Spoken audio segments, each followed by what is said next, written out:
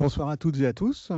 Je tiens d'abord à remercier Béatrice Coularé et Olivier Charlet, ainsi que la Sénat, de nous accueillir à la Monnaie de Paris pour présenter ce livre qui a nécessité pas mal de temps et dont je vais avoir le plaisir de vous présenter le contenu, une partie du contenu. Voilà, on voit que le titre, c'est l'histoire des arts et métiers et des Gadzarts, donc par les médailles, et des Gadzarts. Juste pour compléter le savoir, le Gadzart, c'est une contraction de gars des arts et métiers. Nous verrons ce qu'est cette école d'ingénieurs un peu plus loin. Compte tenu du concert de musique électro qui se déroule ce soir, je vous invite à, si vous avez des questions, à les reporter probablement, peut-être en fin de séance. Donc nous allons nous allons commencer à tourner les pages de ce livre qui en compte 380. Donc ce travail numismatique, il est original et inédit, puisque depuis 1780, la création de l'école des arts et métiers qui a vu le jour à ce jour n'a quasiment fait apparaître aucune rédaction sur le thème numismatique. Trouvant cela bien dommage, j'ai fait en sorte de pallier à cette absence. Donc, en intitulant La mémoire de métal, j'ai souhaité faire parler le métal, considérant souvent que la médaille, par elle-même, constituait un peu, à l'instar de la une d'un journal, plein de choses à dire. Il fallait donc la mettre en expression. Une légende, les inscriptions, un symbole sur une petite surface, ça interpelle, ça nécessite d'être exprimé de manière la plus affinée possible. La composition de ce livre, qui compte 230 médailles présentées, il y en a donc 200 issues de la collection que j'ai constituée et 30 de pièces qui ont été collectées. Mais aussi, on verra des petites curiosités qui viennent s'ajouter à cette présentation. Je ne manquerai pas d'avoir des petits clins d'œil que je vous montrerai au fil de la présentation.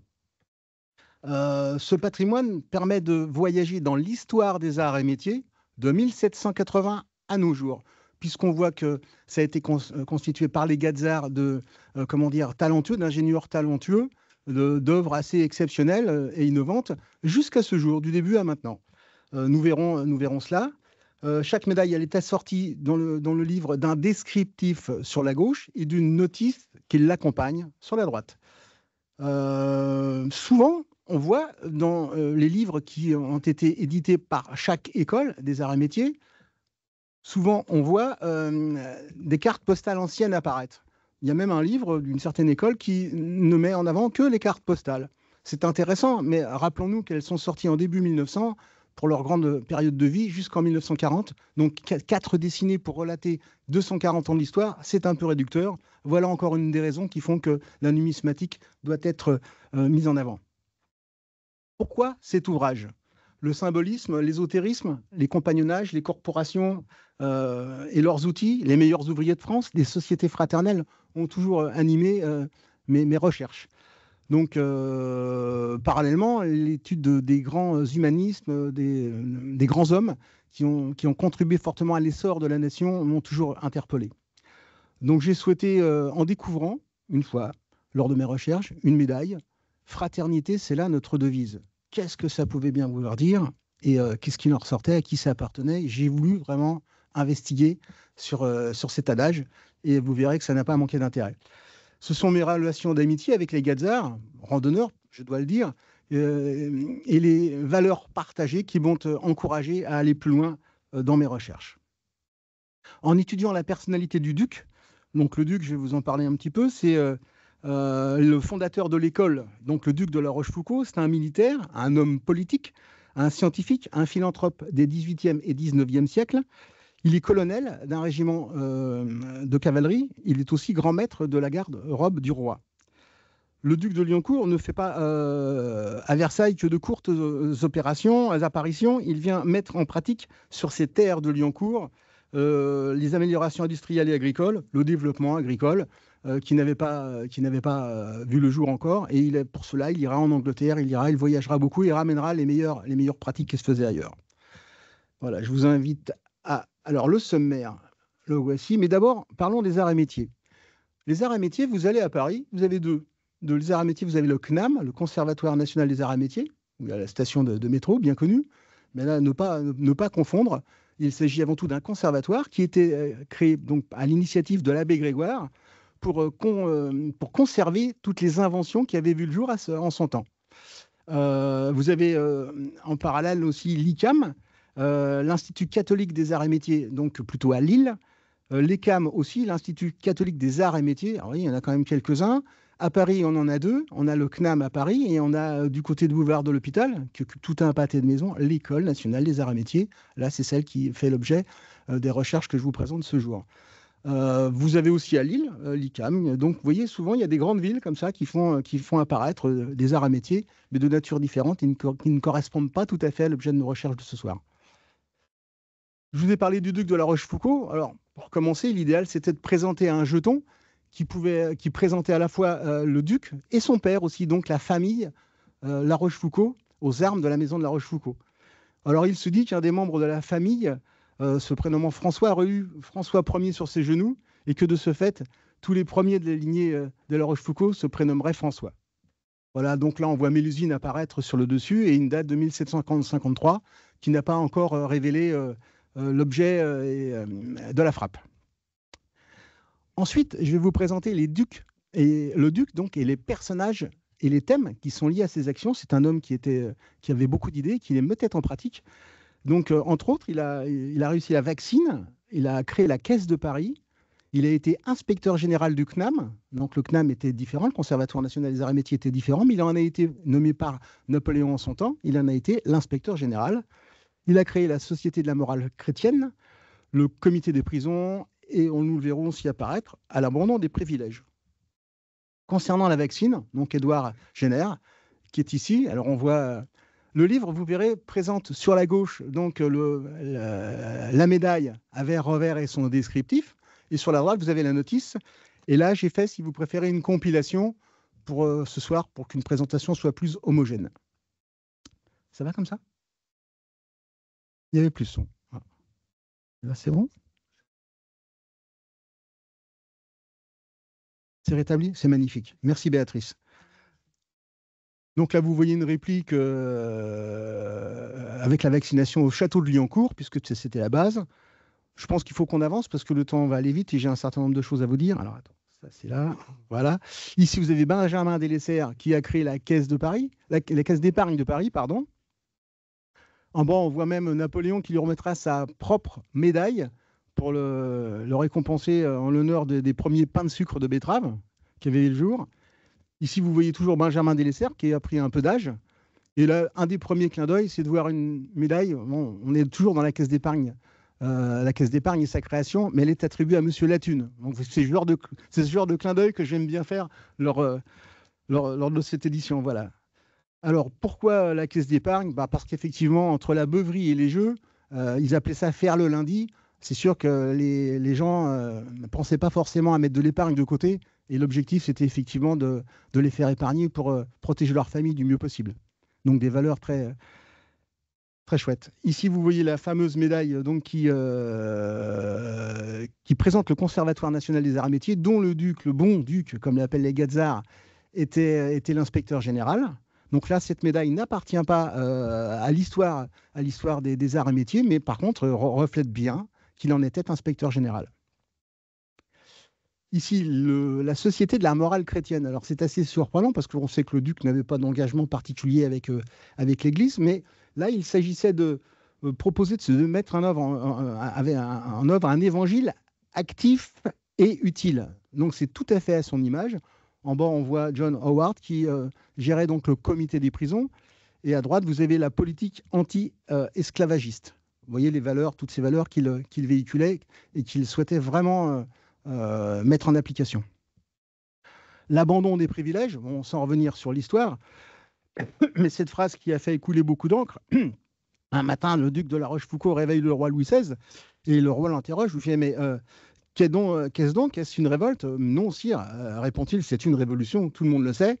Et le duc a demandé, dans le cadre de l'abandon des privilèges, de faire frapper cette médaille. Liancourt, on a vu que Liancourt était important, c'est le berceau des arts et métiers. Et là, je vous ai mis que les Gazards prennent la relève. Vous voyez, encore dans les curiosités, nous n'avons pas de médaille, mais une petite plaque d'imprimerie sur laquelle il y a bien écrit Liancourt. Et Liancourt, ça a marqué le démarrage, un peu le lancement des vrais Gazards, puisque le premier des Gazars a été aussi adjoint au maire. Et il a aussi contribué à fêter le centenaire donc en 1880. Il a été le secrétaire donc, du Bon-Duc. Et ceux qui ont pris la relève, c'était Albaret et Bajac, que je vais vous présenter juste ensuite. J'ai du mal, je vais boire un petit coup, excusez-moi.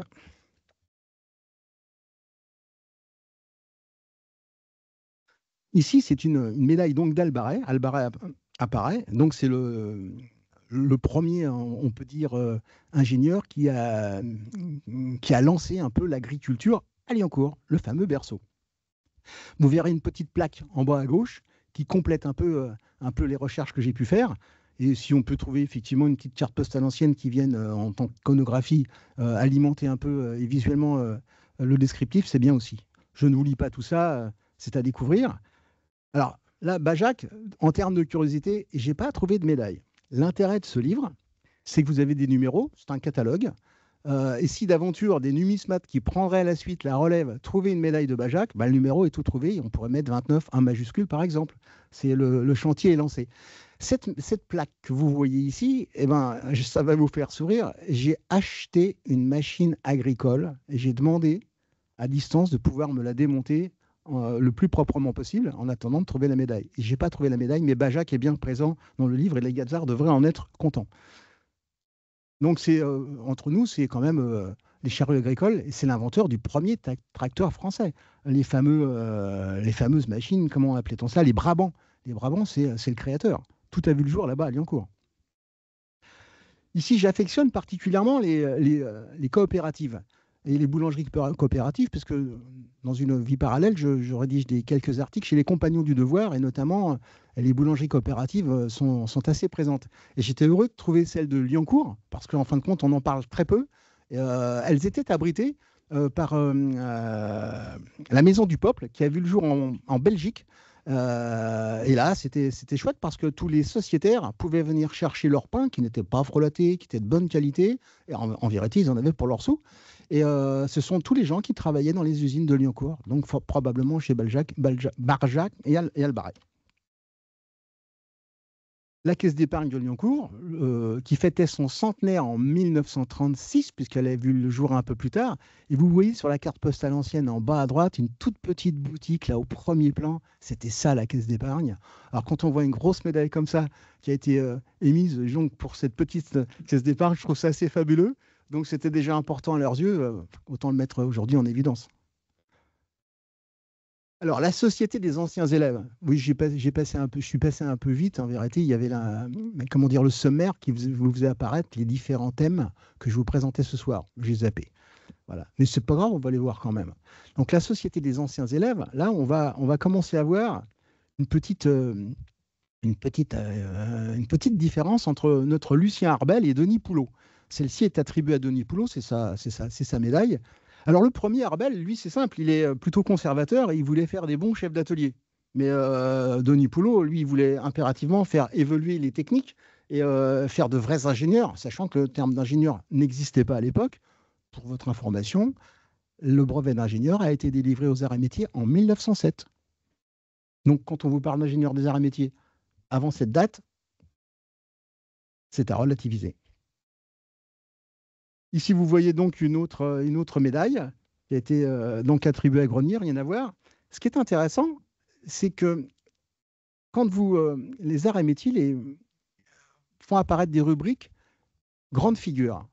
Parmi ces grandes figures, Guigné est un artiste connu, reconnu. Quand vous allez à l'hôtel Iéna, il y a de superbes œuvres là. Et en vérité, c'est un véritable artiste qui a fait plein d'œuvres. Je vous invite à le découvrir plus tard si vous le souhaitez. Et il a émis cette médaille, l'avers de cette médaille. Dans la présentation qu'on fait de lui dans les grandes figures, on ne parle pas de cette médaille. Je trouve ça quand même assez dommage. Il fallait impérativement remettre ça au goût du jour. Ici, les 150 ans donc de la Société des ingénieurs des arts et métiers. Entre eux, ils l'appellent la SOCE. S-O-C-E, la SOCE. Voilà. Et vous voyez ici une carte qui montre l'hôtel comme il était auparavant. Et lorsque j'ai eu la possibilité de présenter mes travaux donc aux Gazards, il y a des Gazards en numismate, je leur ai présenté ceci à l'hôtel Iéna. un d'eux m'a dit, mais tu as cette carte-là, mais dis donc, je ne savais pas que le plafond était comme ça. Ben, j'ai eu le plaisir de lui transmettre l'original. Et comme il était chargé de travaux, il y a de grandes chances qu'il puisse la remettre au goût du jour. Vous voyez que la numismatique mène à tout. Ici, vous avez le duc et le bicentenaire, présenté une belle médaille qui a été frappée par la monnaie de Paris, une belle médaille qui a été émise lors de ce bicentenaire. Ils avaient aussi en parallèle fait un superbe ouvrage. La première récompense attribuée à un Gazard remonte à 1833. C'est magnifique, ça, c'est sous Louis-Philippe. Voilà, vous avez le premier exemplaire, à ma connaissance, à moins qu'un jour on nous en sorte une autre, mais en 5 ans de recherche, je pense qu'elle aurait dû apparaître. On ne sait jamais, il faut rester prudent. Voilà, donc elle a été mise en son temps. Dans le livre de Chalon, qui est très très bien fait, on nous indique que on nous indique que la médaille a défaut d'un diplôme d'ingénieur. Mais comme le diplôme d'ingénieur n'a été délivré qu'en 1907 aux élèves qui avaient répondu donc aux critères, le brevet le brevet d'ingénieur leur était remis. Or, la médaille, c'était pas ça du tout. Elle était remise uniquement au premier de la session, au premier de la promotion. Ici, vous avez un deuxième exemplaire, Second Empire. Alors, à chaque fois, ces médailles-là peuvent être à Aix, à Châlons, à Paris, dans les 7 écoles différentes qui existaient à cette période. Encore une autre figure, une autre période, Troisième République.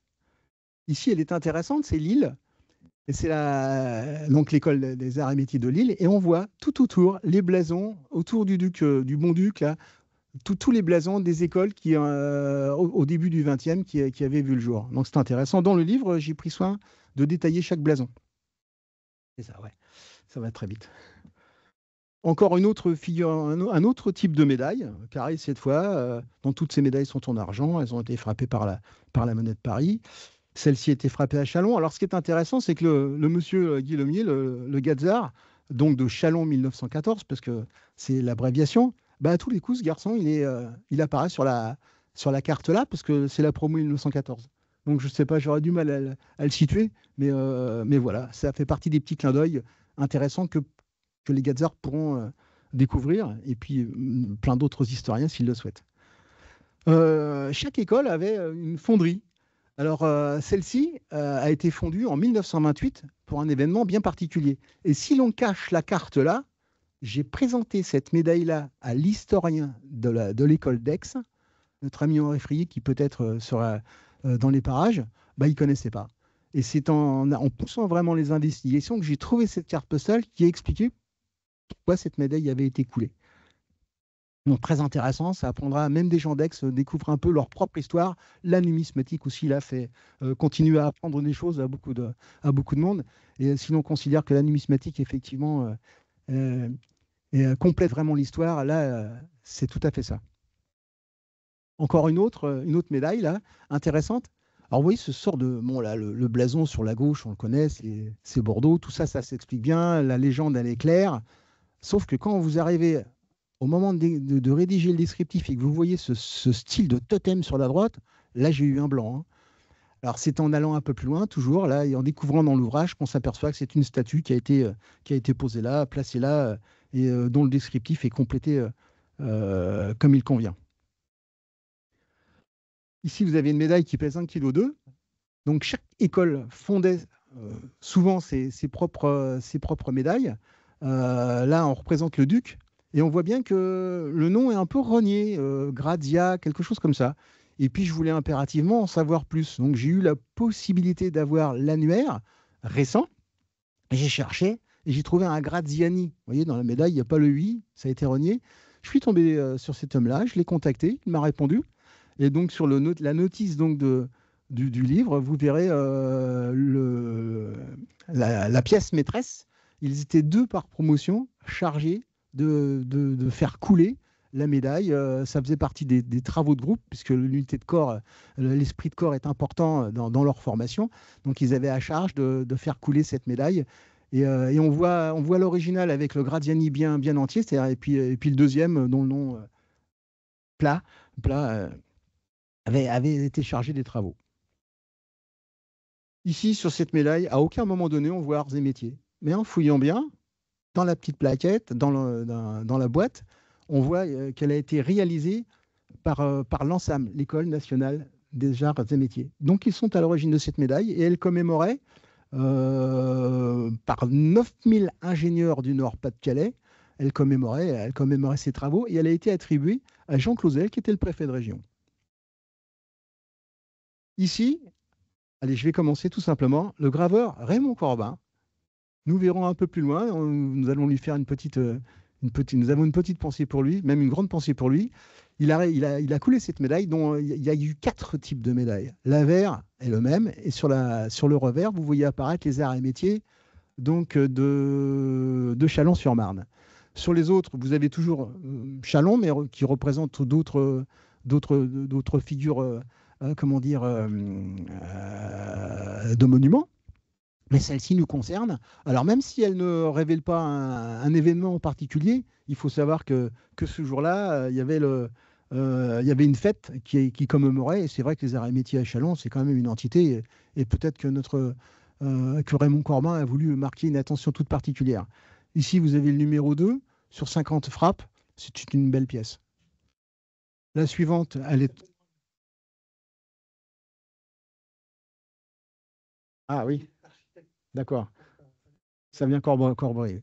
Alors, d'accord. Alors là, ici, nous avons la promotion 81-84. C'est l'information que je cherchais sur la page précédente, voilà, qui était la nuit des arts et métiers, donc qui correspond bien à l'année aussi pour commémorer cet événement. Ici, vous avez une médaille qui a été coulée à Cluny et elle concerne les compagnons du devoir. Alors là, ça c'est surprenant, et les tailleurs de pierre en particulier. Donc, elle est assez chouette, elle pèse aussi un petit kilo, et puis j'ai pas mis le poids sur celle-ci, c'est dommage. On voit qu'en haut à droite, sur le revers, vous avez Arts et Métiers, Cluny. Donc ils recevaient, on leur passait des commandes, les compagnons leur repassaient une commande pour couler une médaille. Voilà, donc sur la notice, j'explique de manière très détaillée, très affinée, le pourquoi du comment et la raison fondée. Bah, la voici. On va pas la lire ce soir. Une autre médaille qui a été coulée par les écoles, donc c'est Cluny, une représentation, avec une petite photo qui nous explique bien. Encore une autre qui a été coulée, et là on est passé dans la rubrique les événements. Donc on avait les écoles, maintenant on a les événements. Ici vous avez l'UAI, c'est l'Union Athlétique Intergazar. Souvent ils avaient des concours sportifs entre eux, ils aimaient bien se confronter de manière très fraternelle. Toujours dans les événements, la musique aux arts et métiers. Donc là, c'est pareil, vous avez une broche qui est assez ancienne et on voit à droite la manière dont ça pouvait se produire. Le centenaire, nous en avons parlé tout à l'heure, une médaille qui commémore le centenaire avec uniquement trois blasons, 3 écus sur la gauche, donc avec 3 écoles en 1880, c'est écrit là, en dessous, vous avez Chalon, Aix et Angers.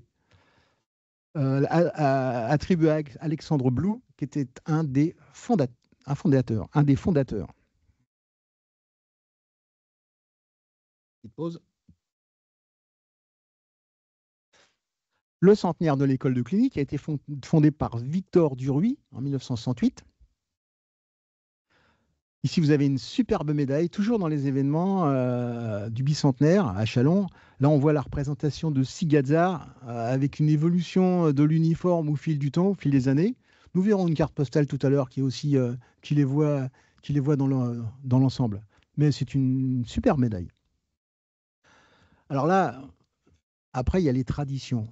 La fraternité, ça les anime, et aussi le parrainage. Donc le parrainage, c'est pour la vie. Un jour, je trouve cette médaille. Fraternité, c'est là notre devise. Le métal est banal. Je cherche à comprendre. Incroyable. C'est impossible de déchiffrer ce qu'il y a. Il y a les chiffres qui sont entremêlés avec les lettres. À décoder, c'est impensable.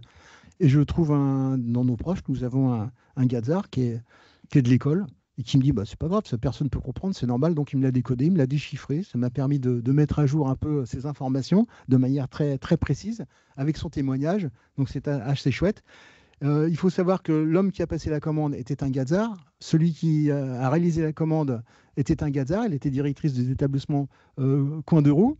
On voit une petite dame là, qui est là en train de réaliser ses médailles. Bon, voilà, on fait vivre un peu tout cela. C'était un beau clin d'œil et de beaux témoignages qui ont alimenté la rédaction de ce livre. Ici, c'est pour moi assez émouvant parce que Jacques Litton et sa médaille d'or m'a été présentée alors que j'ai fait aussi une présentation au groupe Clamarceau. Et Jacques Litton avait 103 ans lorsque j'ai fait sa connaissance. Et il m'a dit, c'est chouette ce que vous faites là. Alors, il roulait le R comme ça. Il était issu de la campagne et me dit je vais vous prêter mes médailles, il faut venir à la maison. Alors sa fille, 82 ans, qui était présente, qui était aussi prof aux arts et métiers, m'a accompagné et puis nous avons été chez lui. Depuis, Jacques est décédé, donc j'ai un témoignage assez poignant de cet homme-là. Je suis parti donc un samedi après-midi avec 2 gros sacs de commission. Il y avait les médailles, ces médailles d'un côté et puis tous les livres de l'autre pour m'aider à documenter au mieux tout cela. Ici, vous voyez la médaille d'or. Donc, j'ai pris soin d'expliquer le mode d'attribution de la médaille d'or, mais vous avez celle de bronze, celle d'argent, celle de vermeil, et à chaque fois, la façon dont dont un Gazard peut l'obtenir. Alors, on a dit ici, médaille, fraternité, c'est là notre devise. Voilà. Donc, qui a frappé cette médaille? Il s'agit de Georges Conto. Ici, je l'ai trouvé en 1925 sur la gauche et en 1980 sur la droite.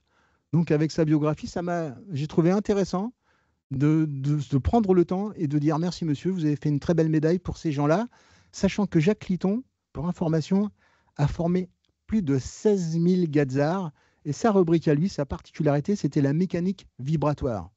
Avant de le rencontrer, je ne savais pas que ça existait. 16 000 Gazards. Et quand je lui ai dit 16 000 Gazards, monsieur Litton, il me fait peut-être plus encore. Voilà, ici vous avez l'École nationale toujours des arts et métiers à Aix, et on va commencer par le ministère du Commerce. Alors le ministère du Commerce, il y a plein de représentations, on va les passer vite. Alors ce qui est intéressant, c'est que souvent le récipiendaire, je le trouve, vous voyez, je l'ai retrouvé, il a créé sa boîte à droite, on voit ce qu'il faisait. En bas à gauche, je l'ai représenté dans ses écrins. Je vous assure, elle a un cachet, elles sont magnifiques ces médailles, mais vraiment elles sont magnifiques. Autre chose aussi que je voudrais vous dire, c'est quand vous avez ces médailles-là, parce que sur 230, j'en ai 200 de ma collection, elles sont pratiquement toutes en argent, donc avec la patine, avec le temps qu'a fait son office et tout. Tenons-nous à l'époque de la personne, vous voyez, il y a une promotion, ils sont, je sais pas moi, 50, 70, 100, ça dépend des promotions, ça dépend des villes, ça dépend des écoles. Et les quelques premiers reçoivent ça. Imaginons la charge d'émotion qu'ils reçoivent. C'était incroyable. Et là, je me retrouve avec ces plateaux, il y a des kilos de médailles comme ça, mais de l'émotion au poids, ça n'existe pas. Elles sont là, elles sont en témoignage. À la limite, ça n'a rien à faire entre mes mains. Elles sont là, et c'est pour ça que le partage, pour moi, est important. Donc, Philippon, toujours, on parle d'émotion. Moi, j'avais fait des recherches qui étaient cet homme-là parce que je ne le trouvais pas dans les annuaires. Les annuaires, j'ai quand même pris ceux de 1920, ceux de 1945, enfin, après-guerre, 1960, jusqu'à nos jours, pour faire en sorte de documenter au mieux les récipiendaires et savoir qui ils étaient, puisqu'on va parler des Gazards, des grandes figures et des portraits. Et là, Philippon, impossible, bah, évidemment, on est en 1914 et on n'a pas eu le temps d'écrire, on avait d'autres priorités. Et sur Généalogie, un site que tout le monde doit connaître, j'ai eu un contact avec la famille des descendants de Clément Philippon qui m'ont dit on savait que notre aïeul était ingénieur, mais vous auriez des informations à nous donner? C'était un peu le monde à l'envers. J'ai eu le plaisir de leur transmettre les photos de cette médaille. Ils m'ont remercié chaleureusement. En revanche, je n'ai pas eu grand-chose, mais voilà. Ici, toujours pareil, il y a une autre médaille avec un autre avers, un autre revers. Je prends soin à un moment donné dans le livre d'expliquer les différences entre les uns et les autres en fonction des périodes parcourues. Et là, je vous avais parlé des Gazards grandes figures. Donc, on verra Delahaye, qui a inventé la voiture, Delage, Cavalier. Et, alors, ces gens-là, ils ont été à l'origine de la Société botanique de France. Un Radeau de la Méduse, par exemple. Bon, il est devenu psychologiquement un peu affaibli, mais ce sont des gens qui ont traversé ces périodes-là. L'inventeur de la motocyclette, les expositions universelles, des champions dans l'automobile, on en voit 2 sur la gauche, dans l'aviation, dans la sidérurgie, un franc-maçon qui est quand même à l'origine du Code du travail et de la convention collective, en travaux publics, le métro sous la Seine, avec une technique incroyable de refroidissement pour que ça fonctionne, la société Calor, la voûte du CNIT à la Défense, tout ça, c'était des gazards, des grandes figures qui ont été identifiées et qui ont fait l'objet d'une biographie affinée par les gazards eux-mêmes. Un artisan du progrès, un réalisateur de cinéma et artiste de cinéma. Et puis aussi, on en a un autre qui était artiste qui a fait la robe de mariée de Brigitte Bardot, entre autres. On va le voir juste un peu après. Il faut que j'avance peut-être. Vous avez le créateur, l'inventeur de la première motocyclette. On voit en haut à gauche que cette première motocyclette a été dans les réserves du parc de Sceaux. On le reconnaît bien derrière. Ici, vous avez notre Denis Poulot, que je vous ai présenté tout à l'heure, un peu le révolutionnaire des méthodes d'enseignement qui avait pris la présidence donc, de la société de la SOS, la Société des anciens élèves. Ici, vous le voyez en caricature. Il était à cette époque aussi maire du 10e arrondissement Paris. Et puis son usine de fabrication de meules aussi. Donc j'ai un tas de documents qui apparaissent ici là où on voit qu'il gagnait en gros tous les concours de cette époque. Ici, ce qui est intéressant, là, vous avez le président de la Compagnie des Françaises des métaux, Hippolyte Fontaine, qui a créé des œuvres remarquables en bronze. Là, vous voyez en haut à droite, on voit déjà un compas et une équerre entrelacés. On se partage entre la franc-maçonnerie et le compagnonnage. Moi, je n'ai pas de réponse, mais on verra un peu plus tard sur ces thèmes-là comment on peut les expliquer au mieux. Émile Delahaye. Alors, c'était une grande figure et il me paraissait indispensable d'avoir ces médailles. Introuvable, même à l'Automobile Club de France, qui est à Paris. Donc, j'ai réussi à trouver l'artiste, Gaëtan Ader. Ader, c'est rigolo parce que l'avion Ader est exposé au CNAM. C'est le petit clin d'œil. Et là, on voit une composition à droite de calandre, un pneu, je ne sais pas quoi, là. Bon, après, même passionné d'automobile, j'aurais été infoutu de vous dire à quel véhicule elle correspondait. Et bien, ces médailles, je les ai trouvées chez l'artiste. Nous avons été les chercher chez lui, derrière Arpajon. Il a eu la gentillesse, l'amabilité. C'est un homme qui nous a reçus dans des conditions extraordinaires. Il a créé un tas de statues, dont certaines sont sur les plages de Normandie. Il me dit, je vais vous donner le cahier des charges. Donc, on voit apparaître ici, dans le descriptif, la partie de la roue arrière d'une Delahaye. Il y en a une, c'est la type 32D, l'autre, c'est la 135. Alors, dans le système, dans une déambulation d'extrogir, c'est-à-dire solaire, j'explique tout ça au mieux, d'après les informations qu'il m'a transmises. Moi, j'ai pris un réel plaisir à rencontrer cet homme-là. Puis aujourd'hui, partager le fruit de ses travaux, c'est extraordinaire, quoi. Ici, vous avez Cavaillé, c'est l'homme l'homme de la sidérurgie. Vous n'avez pas une plaque d'égout en fonte qui ne soit pas sortie des ponts de Pont-à-Mousson, dont il a été le boss. Et puis, j'ai mis entre les photos de droite et Cavalier une belle plaque en argent sur la gauche. J'ai mis un petit jeton. C'est un jeton de coopérative que les ouvriers avaient à leur disposition pour venir acheter ce dont ils avaient besoin et ce que la coopérative leur proposait. Ici, la loge L'Émancipation. Donc, c'est la loge d'initiation d'Arthur Grossier. Cet homme-là, avec une grande barbe, là, c'est lui qui a inventé, qui a sorti le Code du travail et la Convention collective du travail. Donc, avec les adages qu'on voit en bas. Vous avez notre Léon Chagnot, entrepreneur de travaux publics, qui a, lui, créé le métro passant sous la Seine. Sous la Seine, vous voyez. Donc ça, aujourd'hui, que le métro passe sous la Seine, ça choque personne. Remettons-nous à l'époque, dans ce contexte, comment on faisait pour passer là, avec les moyens dont on le disposait. Incroyable. Là, ça relevait quand même du génie. Hein.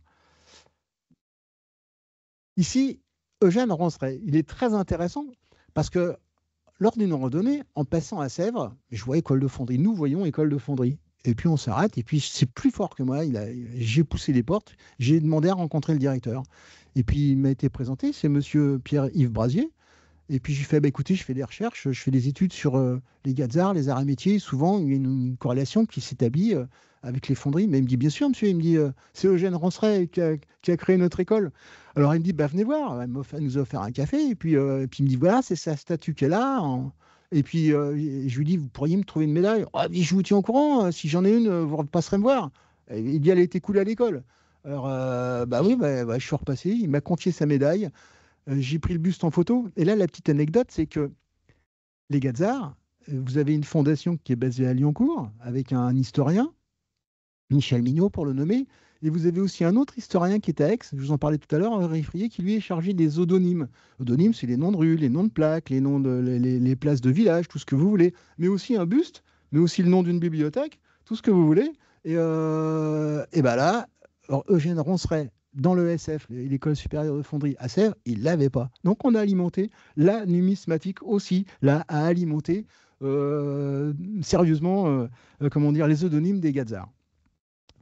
Donc, ce qui est intéressant, et puis partant de là, bon, je vous présente aussi la médaille de Jean Ardouin. Vous avez ici d'autres de ses représentants, sa fille et son fils.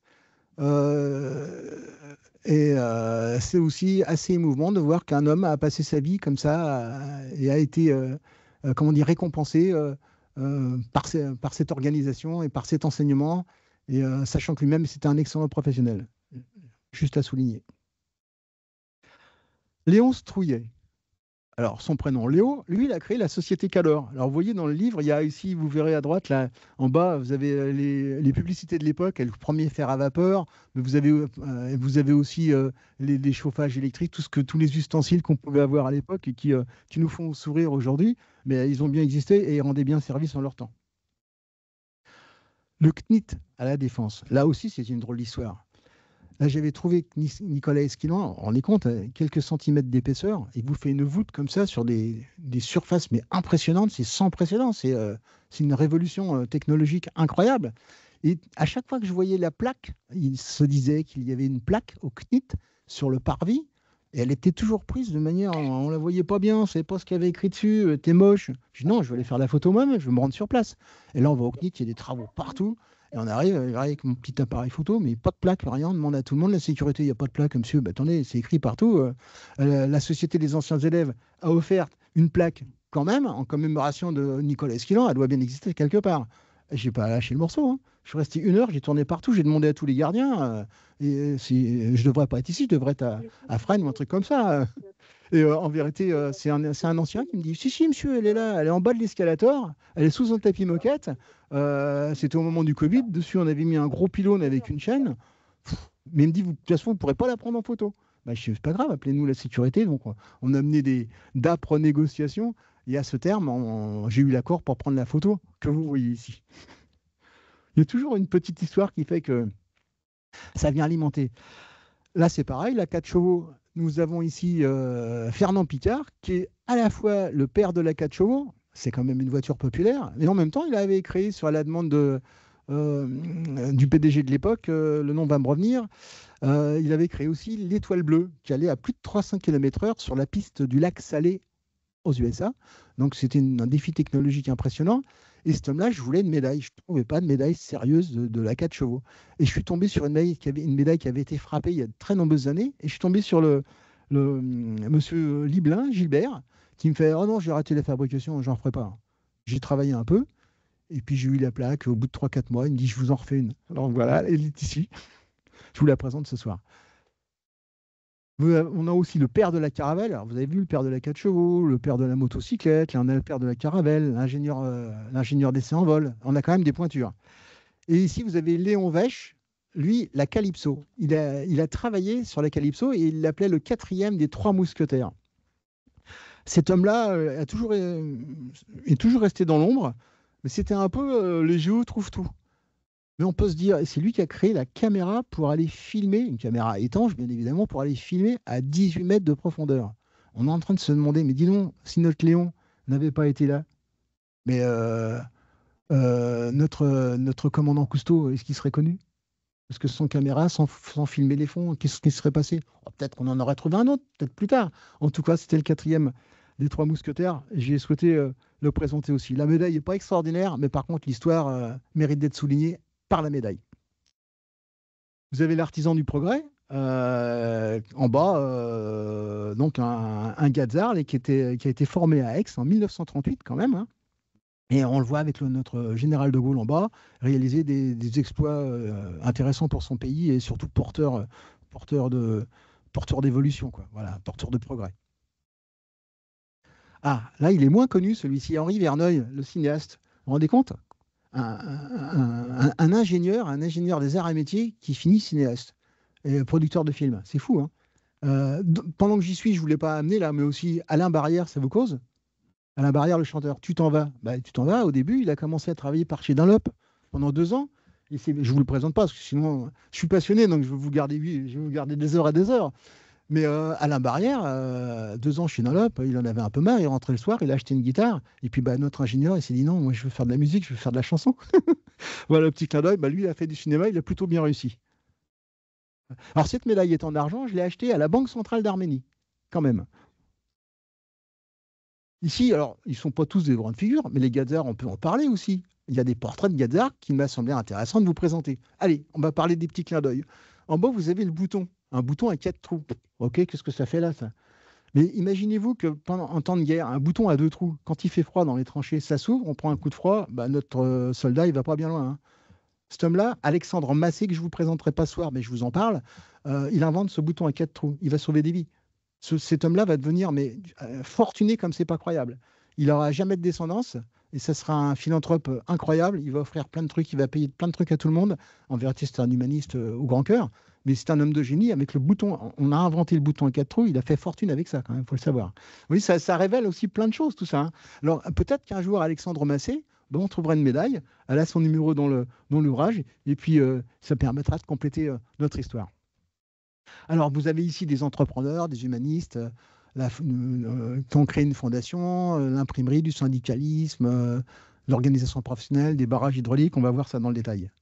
Ici, cet homme-là, il a créé la fondation. On voit l'homme sérieux, solide, là, quand même, un roc, hein.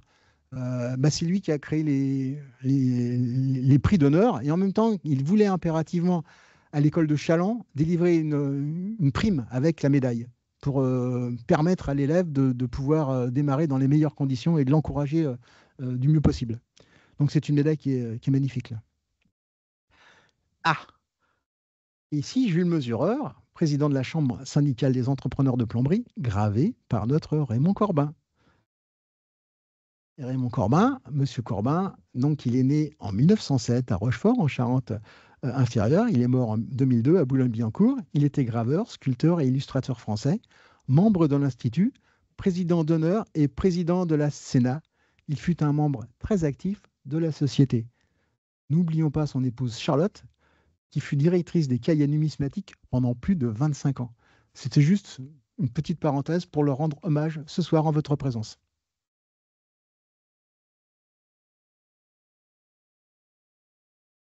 Léon Chambon, il a créé la rotative à imprimer les timbres.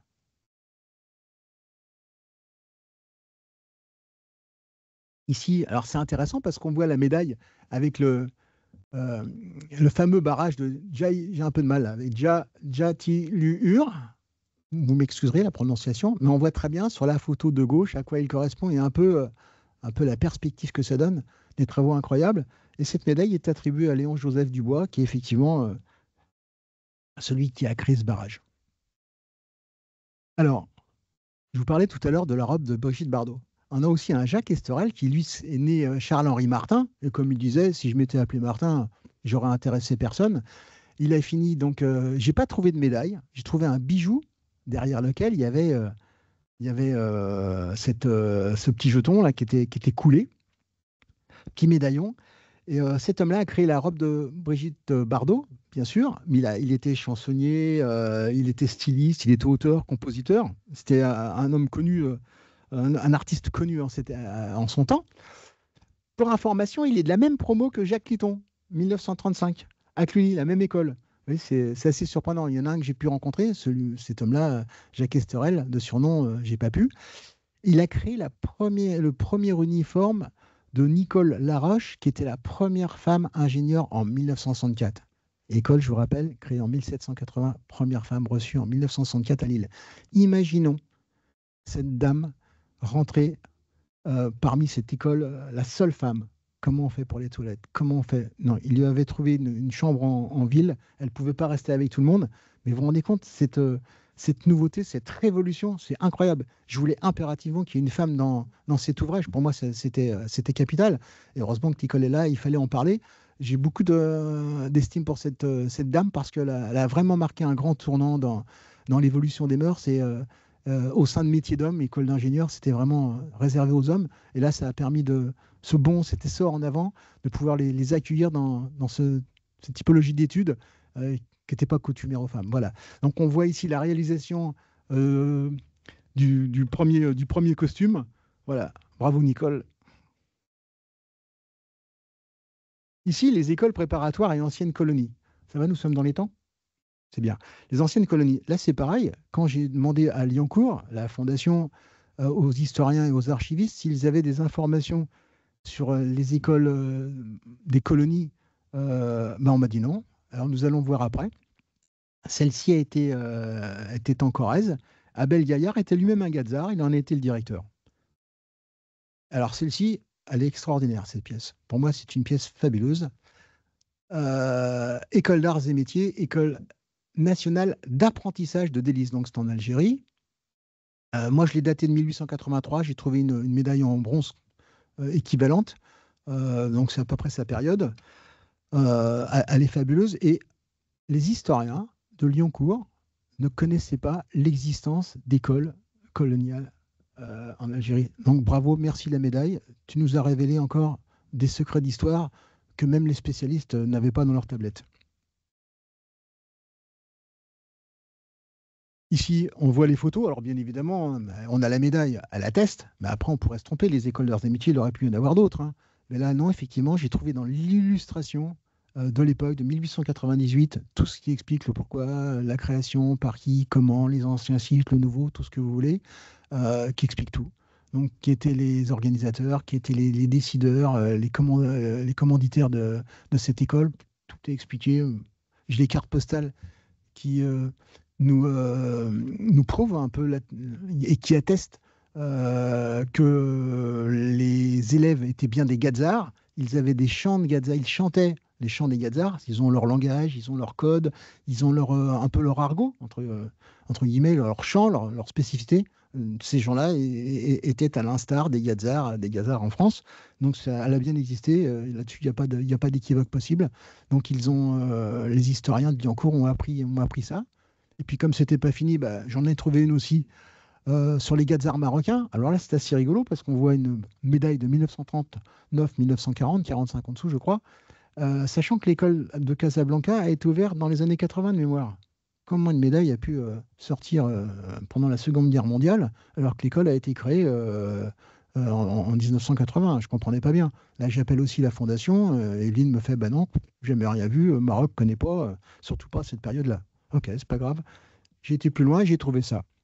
Donc là, ici, en haut à gauche, vous avez le document qui atteste de l'école industrielle et commerciale de Casablanca et qui félicite l'élève Jacques Pacan, quatrième donc des arts et métiers, et qui est daté de 1939. Ce garçon-là avait donc les félicitations du jury et il va rentrer à l'école d'Aix c'est écrit plus bas, en 1939, donc la même année. Il a les lettres de félicitations, ce qui lui permet de rentrer, d'école d'apprentissage, de rentrer dans l'école d'ingénieur à Aix-en-Provence. Et puis j'ai aussi son diplôme d'ingénieur d'arts et métiers. Donc l'affiliation est aussi là attestée, sans équivoque possible. La médaille est complétée par toute la documentation qui s'y rapporte. Ici, parlons des loges des arts et métiers. Elle existe toujours, elle est rue Cadet, au Grand Orient de France. J'ai donc sollicité les correspondants de cet atelier. Ça s'appelle un atelier. J'avais aussi en parallèle un annuaire dans lequel j'ai retrouvé la présence en bas on le voit bien, de la loge des arts et métiers avec son président de l'époque. Et cette médaille est assez chouette. On voit un Paul Busson, qui était donc à la fois ingénieur des arts et métiers, mais qui avait fait son école dans la promo à Châlons en 1902. Et on voit aussi un Edmond Gloton. Alors Gloton, c'est assez surprenant parce que lui, c'était le marchand, c'était le libraire qui était au pied du fameux Grand Orient et qui vendait les médailles et tous les décors maçonniques à tous ceux qui se présentaient. C'était aussi un Gazard. Et la famille, voilà, c'est comme ça. Alors là, cette médaille, elle est très, très intéressante. Parce que sur la droite, donc là, on voit Johannis Corneloup, qui a été en 1905 formé à Lille. Il appartenait à la loge des étudiants, ça va bien avec les étudiants, ça va bien avec l'école, bien sûr. Et puis, vous voyez sur la droite une petite chaîne comme ça, qui fait tout le tour de la médaille, sauf le haut. Alors, à l'intérieur de cette médaille, qu'on appelle, je crois que c'est la chaîne d'union. La chaîne d'union, c'est ce qui symbolise un petit peu leur intimité. On voit décrit initié en 1908. Alors, on sait qu'il y a un 5, on sait qu'il y a toujours 4000 ans d'écart qui séparent ce qu'on appelle l'ère vulgaire, je me suis un peu documenté là-dessus, qui sépare notre calendrier. C'est un peu comme calendrier juif, si vous préférez, hein. Voilà. Donc, il y a toujours 4000 ans. Après, vous voyez en dessous écrit respectable loge les étudiants, à ce qu'on m'a dit.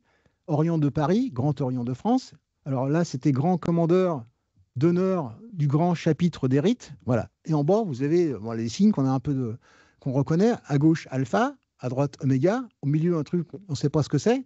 Eh ben, en fouillant, j'ai trouvé que c'était le grade le plus élevé qu'on ait en franc-maçonnerie. C'est le 33e grade. Et en bas, vous avez écrit la vie. Eh ben, en fouillant, mais vraiment en fouillant de manière très. J'ai mis du temps. J'ai trouvé que cet homme-là, Johannes Cornelou, avait écrit un livre qui se nommait La vie et d'alpha à oméga, la médaille, complète et évoque bien tout cela. Au-dessus, vous avez une roue crantée. À gauche, vous avez ING, ingénieur. À droite, vous avez art, A et M, donc ingénieur, arts et métiers. Au milieu de cette roue crantée, vous avez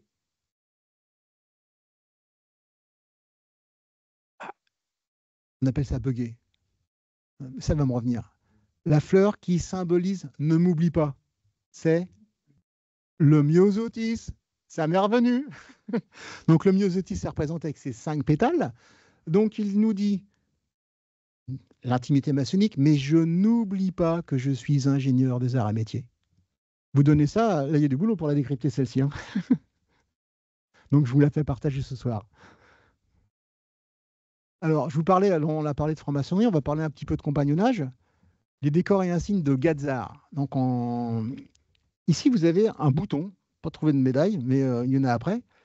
Le bouton qui met école pratique de Cluny. Les Gadzards, en arrivant à Cluny, on leur impose de mettre des uniformes avec ces boutons-là. À un moment donné, ils disent on n'en veut plus. On demande à ce qu'il y ait écrit école, on va remplacer école pratique de Cluny par école nationale d'arts et métiers de Cluny. D'accord. Donc ils vont le faire.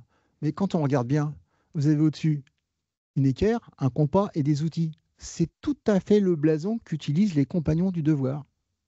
Il n'y a pas d'ambiguïté possible.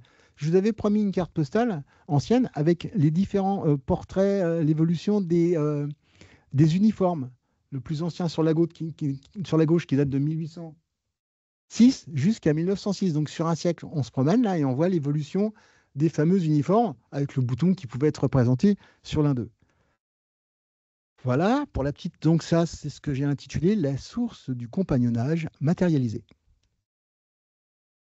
Quand un Gadzar arrive, sa période c'est 3 ans. Ça dépend des périodes. Ça pouvait être 3 ans ou 4 ans de formation quand la dernière année, il montait sur Paris. En fonction des écoles, en fonction des périodes, ça peut évoluer. Ici, vous voyez une équerre qu'au bout du 508e jour, c'est-à-dire c'était juste à la moitié de son parcours. Il avait accompli la moitié du chemin et là, il se mettait une équerre autour du cou pour symboliser qu'il était à la moitié du chemin, qu'il en avait la moitié, mais qu'il en avait encore autant à courir. Et à la fin de son parcours, vous avez ici un petit pendentif qui est en argent, de manière beaucoup plus soignée. Et là, il était effectivement, il était reçu ingénieur avec le sigle, le logo qui les caractérise. Et là, il le porte en permanence de sa vie de Gadzar. Vous voyez, donc l'équerre, elle est très, elle est prégnante dans la vie d'un Gadzar. J'explique un petit peu aussi ça de manière détaillée, le compas, le symbolisme, ce que ça représente. Le compas, c'est l'esprit, l'équerre, c'est plutôt la matière, et tout cela, voilà, dans le compagnonnage. Les pièces emblématiques sans lien avec les arts et métiers. Faire une petite confidence, j'habite Châtillon, c'est plus au Bagneux, hein. Et je vois un jour, Société fraternelle des arts et métiers, Châtillon. Je fais, on m'a caché ça? C'est pas possible. Bah, des Châtillons, il y en a des ribambelles, hein. Alors, je suis tombé en fouillant à un Châtillon sur Chalaronne. Alors, bien sûr, il existe, mais ils auraient quand même pu le mettre dessus. J'aurais gagné du temps dans les recherches. Je les ai appelés. Personne ne sait que ça a existé. On n'a jamais entendu parler de cette société fraternelle. Dommage, c'est un petit clin d'œil. Souvent, on voit ces métiers dessus, société fraternelle, bon, elles ne sont pas toutes de la même source. Ici, la bibliographie, alors là, elle est assez copieuse. Je me suis équipé, comme je vous le disais en préambule, de tous les annuaires, le Duc de La Rochefoucauld, le livre, en vérité, tout ce que j'ai pu trouver, tout ce que j'ai pu acheter à la Fondation, je l'ai pris, et je l'ai complété par d'autres ouvrages, comme René Cousinet, que je ne vous présente pas ce soir, mais qui était un aviateur remarquable. En vérité, tout est là, l'Hippopée Renault, l'École supérieure de fonderie, tout ce qui m'a permis d'étayer un peu ce qui alimente les notices qui sont dans cet ouvrage. Voilà. Ici, suite aux recommandations de Béatrice, il y a quelques années, je lui avais présenté mon projet et elle m'avait dit, attention, à la fin du livre, il faut me mettre les index, hein. Alors, du coup, je suis parti, transi comme ça. Alors, j'ai fait les index, du coup, des graveurs, je les ai fait des Gazar, grandes figures, des portraits de Gazar, des noms Gazar, j'ai fait des index partout. Merci Béatrice. Mais c'est copieux, hein. La bibliographie, ça y est. Ah non, c'est en dessous. Hein. Et puis ici, je vous présente Jacques Titon, qui est au milieu, sa fille sur la droite. J'ai aussi une petite postface de notre compagnon de randonnée, Michel, avec qui, le mardi, nous faisons des 25 km, comme ça. Et puis, je parlais souvent des médailles. Je fais, ah, raconte-moi ta vie de Gazar. Donc, il nous a partagé plein de trucs. Il aimait voir un peu l'évolution des travaux, en parallèle de ce que je présentais à Iéna. Et puis, un beau clin d'œil pour Michel, merci à toi. Et puis, Jacques Quéton et sa fille Geneviève, qui était à droite. Voilà, et c'est ce que j'appelle, c'est la dernière page du livre, c'est ce que j'appelle l'intimité du livre. Voilà, je vous remercie de votre attention.